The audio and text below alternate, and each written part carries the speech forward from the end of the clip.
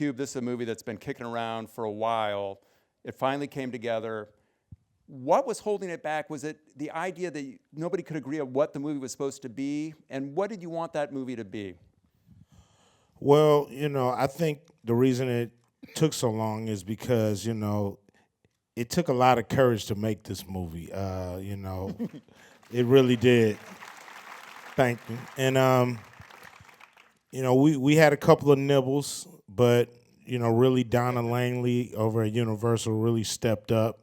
Yeah. And we're so grateful to her because she promised me and Gary and Scott that we'd get to make the movie we wanted to make.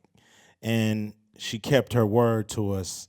And, once we had, somebody like her in our corner, we really just started going for it. And, me and Gary knew the kind of movie we wanted to make.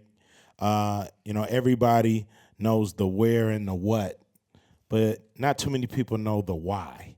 Why did we create this kind of music? And we wanted to have a film that was not just a story about rap, but a slice of American life, a slice of history that changed a lot of things. It's the world before NWA, and it's the world after NWA. And, we think, the audience deserves to see this story and how it all took place. And I'll be real quick. People been entertained by the NWA family tree for over 25 years. And we believe that they should see where it comes from. They should all see how it all started. Mm-hmm. And thank God we was able to do Straight Outta Compton.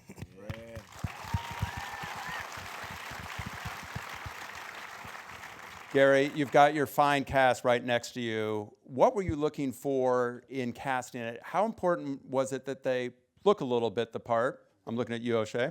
How important was it that they could maybe sing a little bit? But how important was it they had a soul, that they had the character, that they understood who these people were? Well, first of all, I want to just really give props to my casting directors, Cindy Tolan and Vicki Thomas. Yeah. They did an amazing job. I'm pretty tough, and this was the hardest part about making this movie, casting it, because, there are a lot of NWA fans out there, and people still really have Dre and Cube in their consciousness right now, especially as it relates to beats and movies and things like that, so we had to get it right. My first priority was performance. Then came the performance on stage. Do I believe these guys on stage, can they rap? And then there was street credibility. Do I believe these guys are from Compton? Can they pull off the street credibility thing? And then the likeness was last. I think we really scored with the fact that these guys really look like these guys, but when the novelty of the look-alike thing wears off, they have to carry a movie.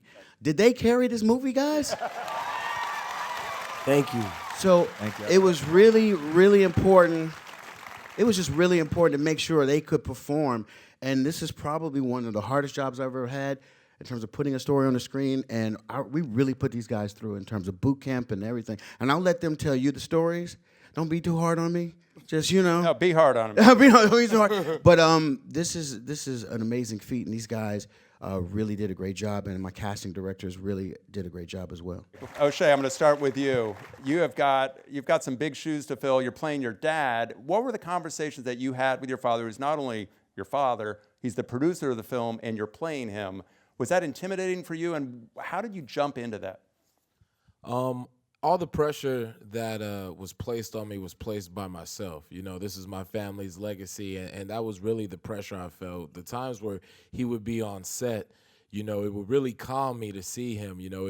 I took it as an opportunity to show him what I can do. It took me 2 years of auditioning, 2 years of different coaches. I worked with Aaron Spicer, Susan Batson, and so, I really wanted to show him my progress, where I went with it. The pieces of advice that he would give me were what he was thinking at those certain days within the film. Anything that I can use as ammunition as an actor. Being able to ad-lib off of anything what I feel the character would say. So, you know, those were just pieces of advice. He called me every day before I went to set, before I went to work, just to make sure where my head was at, where his head was at, and, you know, giving me my ammo. And let's be clear, we did not give him this role. Not at all. You know, I wanted to dispel any rumors or any thoughts about nepotism or anything like that. This guy worked the hardest to get this part. He worked for 2 years for callbacks and screen tests and chemistry tests and things like that. And all the way up until the last minute, he wasn't really sure he was going to get this role. But I want to let everybody know he worked the hardest to get the role. And I think he learned a lot in that process, and I think that's the reason why his performance is world class. Yeah. Amen. Thank you. Thank you. Corey, another one of the producers on this film was Dr. Dre, who you play. A little bit intimidating. And what kinds of conversations did you have with Dre about what he wanted in this performance? And did you feel that you had the liberty to create a performance that was separate from an imitation of who he was today? A little intimidating, it might be an understatement. It was sort of an opportunity of a lifetime to be able to take his legacy and translate that, or part of it, and translate that to film. I remember when I initially, had heard about the role, I kind of ran away from it in the beginning. My agent called and he was like, we got this NWA movie coming up and they want you to come in. I'm like, oh, great, cool. What role? And he was like, Dr. Dre. And I was like, nope. Man, I don't know if I can pull that off, man. I don't know. Because for me, I was going through the sort of actor insecurities, all the things that you sort of do, you doubt yourself, and not many people run away from opportunities like this, but I did. But one thing led to another, and I remember just, Skyping with Gary and knowing that he was on the movie and knowing that Dre was going to be this involved and Q was going to be this involved. There was no way I could not do this, and who else? That's what you kind of have to tell yourself. So, yeah, man, I got out to L.A. and I remember I met Dre for the first time and he said, I'm not interested in you doing an impersonation or mimicking me or try to, look and act and study this and that. He was like, you're trained. You got that, you know what I mean? I trust that. I just want you to capture the essence of what NWA represented. And so it took a weight off the shoulders, but at the same time it added another, after the 2 months of prep, we had to actually show up and do it. So it was a blessed opportunity. Jason, I want to hear, you were obviously on the opposite situation. Eric is no longer with us, Eazy is no longer with us, but his widow is. And I'm curious what kinds of conversations, what kind of material you were able to get from Tamika Wright-Woods to help you in this part. Every man who works has a point where they go home and they talk to their wife, and they talk to their kids, and they do all these things that actually matter in real life.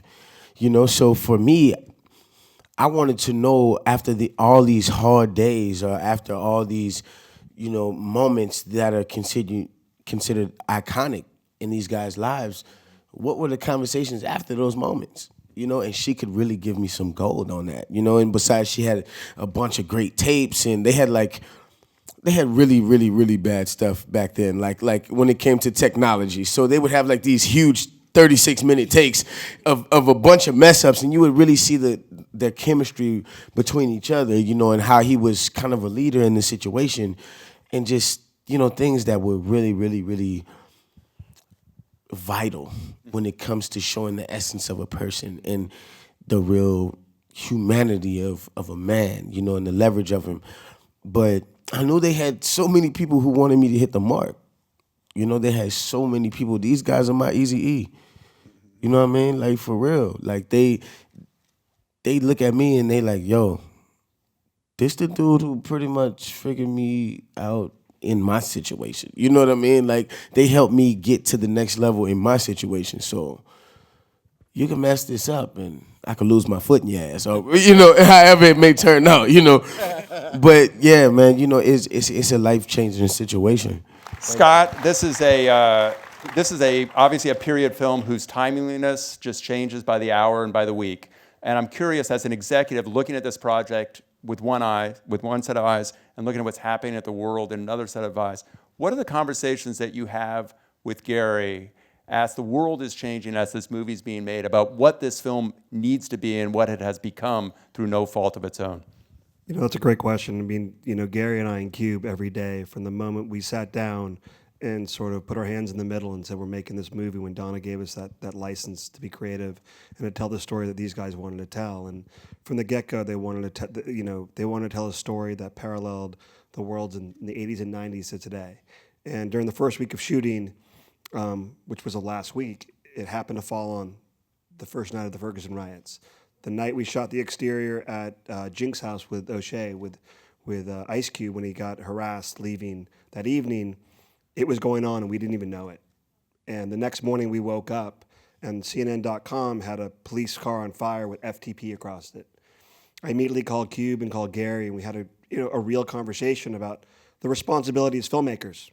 We weren't here to stoke the fire. We were here to make a conversation. And this film ultimately took on an importance that we didn't realize that we were doing in the beginning.